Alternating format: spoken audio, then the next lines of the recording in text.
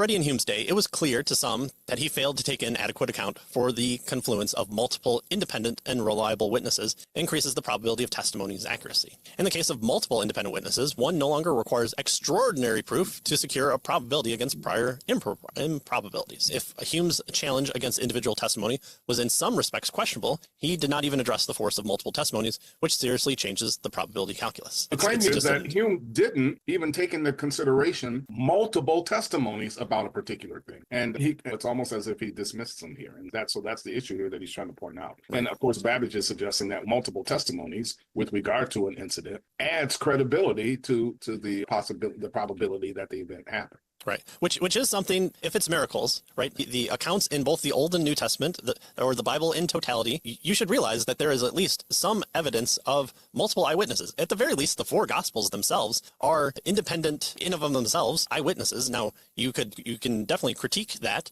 but to say one guy was happening along and he saw the resurrected Jesus and went off on his merry way and didn't interact whatsoever, and that's what all Christianity hangs its hat on. That's never been the case. But Paul's challenge to go to all the apostles and to the 500 and to himself last. All these people are claims of independent, multiple eyewitnesses. So this is something that Hume should have taken into account into his argument, but he just doesn't seem to. And so he tells us that for miracles, and he's going to talk more about this here, this particular issue, it presupposes a standard of proof so high that any evidence is effectively ruled out in advance. So that is, Hume so frames his position that he renders it unfalsifiable and therefore not tenable for public discourse by traditional standards of logic. And unfortunately, Keener tells us this heads I win, tails you lose form of argument remains popular even today, even with respect for miracles.